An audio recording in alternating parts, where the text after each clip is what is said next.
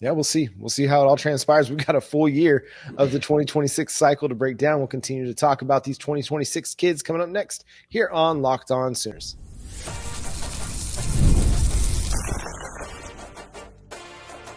You are Locked On Sooners, your daily podcast on the Oklahoma Sooners. Part of the Locked On Podcast Network, your team every day.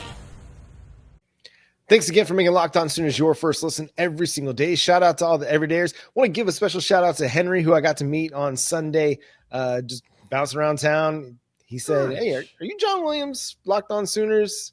Listen to you every day." So, Henry, shout out to everydayers, baby. Out to the family. If you see us out and about, please say hello. We love meeting you guys. It's always nice to put a face to some of the YouTube comments and Twitter reactions and things like that. So, and Henry, thanks for saying something. It was good to meet you, man, and talk some ball with you on Sunday. Jay, there's a lot of ball being talked in Norman over the weekend as Oklahoma hosted a bunch of 2026 kids. There were several from in-state: Tajh Overton, Mason James, Kaydin Jones. Who do you want to talk about first? What is your inclination as to where Oklahoma's going in this 2026 class? Let's start with those local kids. You mentioned this, that Jaden O'Neil had a picture with a couple of the local guys that I know that he's been recruiting himself extremely tough. Kaydin Jones out of Jinx, Oklahoma, as well as Mason James. They're at Norman North. Mason James, a 6-foot wide receiver, 4-star, top 200 player in the country. Definitely excited about him and Kaydin Jones. You know, Kaydin Jones is the son of Kewan Jones, who played running back in the early 2000s, played at Nathan Hale High School as well as Jinx. And so Kaydin followed his pops, lineage, left from Broken Arrow, went over to Jinx, and he's been balling out. So I'm excited at the idea that Jaden O'Neil can come in here, pull some of these OK preps with him, and keep that pipeline going. Our goal has always been, and we've talked about this with Brent Venables, and that's the thing I appreciate the most about him and his staff, is they go after local players. They're trying their hardest to keep the good local players here. Not the transplants. I don't think they really jump too much on the transplants, but they really focus on the homegrown talent and make them a priority. And I think Kaydin Jones is definitely one of them. Same thing with Mason James. Yeah, it's going to be a Oklahoma heavy because you've got a guy like Tajh Overton, who is a 4-star prospect. He's got good size. He's just one of those dudes that you want to add to your defensive line. He can play both a nose tackle. He can play a three technique and under tackle position for Oklahoma. And I mean, the dude's just got the ability to win in a lot of ways. Kaydin Jones, that's another guy that's got the ability to win in a lot of ways. He can run hard. He's got great speed, great agility, great quickness. He can win in the passing game. He can be a good kick returner for you. And then Mason James. If I got to see another Norman kid go ball somewhere else for some Big 12 school, I will lose my mind after what Charlie Kohler did to us back at Iowa State. So no, that's just another one of those that you've got to get. I mean, and I feel good about where Oklahoma is going to end up in the recruiting class, but if you can get Mason James to add to your wide receiver room, that's a really productive player that is able to make some big time plays. And then obviously with Kaydin Jones and with Tajh Overton, the Tajh Overton piece is just continuing to fill your defensive line with big time talent. Yeah. You can add him after you added David Stone and then Trent Wilson, and then go back to Oklahoma prep for a guy like Tajh Overton. That gives you 3 straight recruiting classes with big time defensive tackle prospects that can be big time players for you at the collegiate level.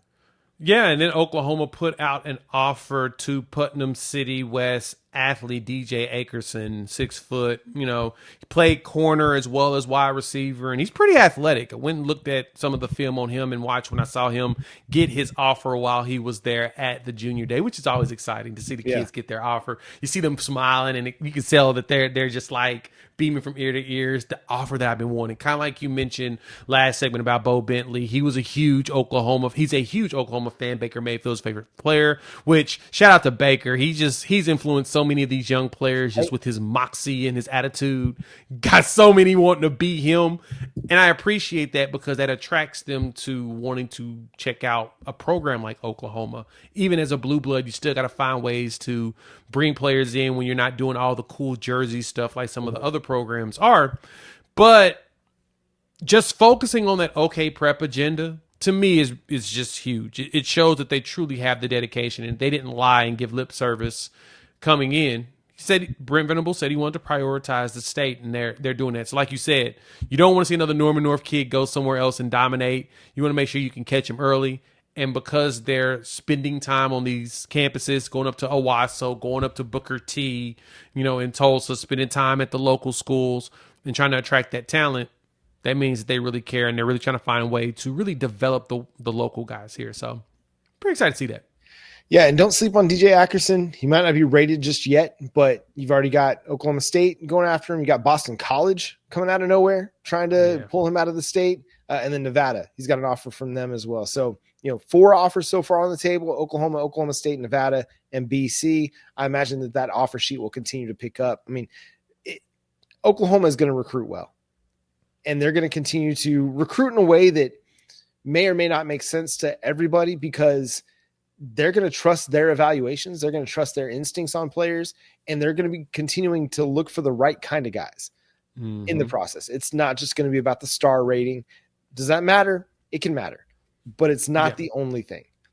There's going to be more to it than just what rating a guy has, what school he comes from, what state he comes from. We know that they're going to recruit nationally, but it is nice to see them continuing to put an emphasis on Oklahoma kids. Anybody else that you want to touch on and talk about before we get out of here, Jay?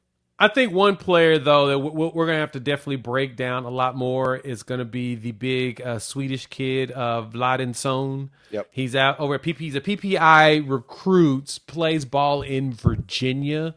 And like I said, he's Swedish, 6'5", and he's a legitimate 320 pounds, and he looks like it.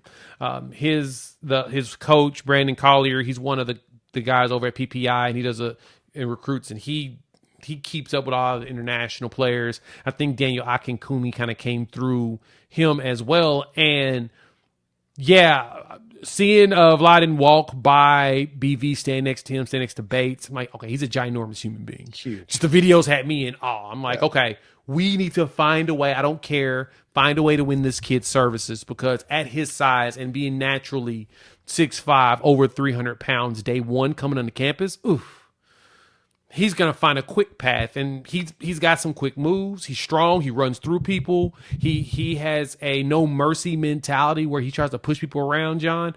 This is one of the players you need to get. You need to get guys like that because you don't need him to be a 5-star. You just need him to be really, really good and active the way that he is. He can turn out to be something special long term. So people are going to maybe scoff at the Swedish thing, but I'm going to run down the offer sheet just real quick. Alabama, Auburn, Florida, Florida State, Georgia, Kentucky, LSU. That's all so far a bunch of SEC schools, Florida State, and then Miami, Nebraska, Oklahoma, Penn State, South Carolina, Texas A&M. That should tell you everything you need to know about this kid. Oh, yeah.